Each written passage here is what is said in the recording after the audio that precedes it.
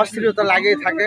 বিভিন্ন দলের বিভিন্ন ফেসিবাদ সরকারের বারবার মানে বাংলাদেশে আবিষ্কার হয়, তৈরি হয়। এই বিষয়টি আপনার কাছ থেকে জানতে চাচ্ছি যে আমাদের বাংলাদেশ স্বাধীন হবার পর থেকে যতগুলি মানুষ রাজনৈতিক বক্তব্যের মঞ্চ থেকে শুরু করে নিয়ে ওয়াজ মাহফিল থেকে শুরু করে নিয়ে যে যেখান থেকে পেরেছে বাংলাদেশের অধিকার নিয়ে কথা বলেছে, আমরা দেখেছি সেই সমস্ত মানুষগুলিকে কারণে অকারণে বেকারণে হত্যা হতে হয়েছে। তো আঙ্কেল, আপনি একজন সচেতন নাগরিক এবং একজন সাহসী মানুষ হিসাবে আপনার কাছ থেকে জানতে চাই যে কেন বাংলাদেশের অধিকার নিয়ে কথা বললে তাকে এভাবেই অকালেই মৃত্যুবরণ করতে হয়? এটা কোনো ক্রমেই কোনো কাম্য নয়। জি, কারণ দেশের আইন শৃঙ্খলা ভালো নয়, যার জন্য দেশের সবসময় জন্য অস্থিরতা লাগেই থাকে।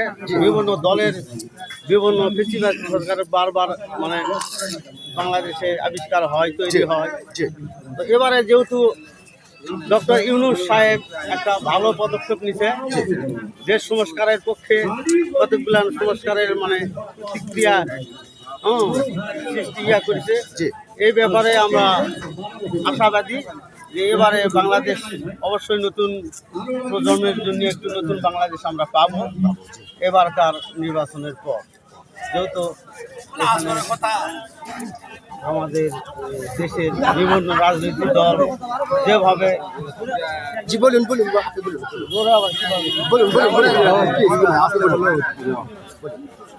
আপনি কি জানতে চাচ্ছেন আমার কাছ থেকে? জি, আমি যতটুকু আপনার কাছ থেকে জানতে চেয়েছিলাম এবং আপনি যতটুকু উত্তর দিয়েছেন আমি বুঝতে পারলাম যে আসলে আসলে আমাদের বাংলাদেশের রাজনৈতিক কালচারটা ঠিক নয়, না, ঠিক না। যার কারণেই যেই বাংলাদেশের অধিকার নিয়ে কথা বলে তাকে এভাবে অকালেই মৃত্যুবরণ করতে হয়, এটা আপনি বোঝাতে চেয়েছেন।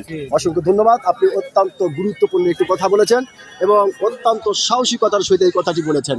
আমি আশা করব আপনার এই গুরুত্বপূর্ণ কথাটি ও সাহসী কথাটি বাংলাদেশের অনেক মানুষের হৃদয়ে জায়গা করে দেবে। অসংখ্য ধন্যবাদ আপনাকে।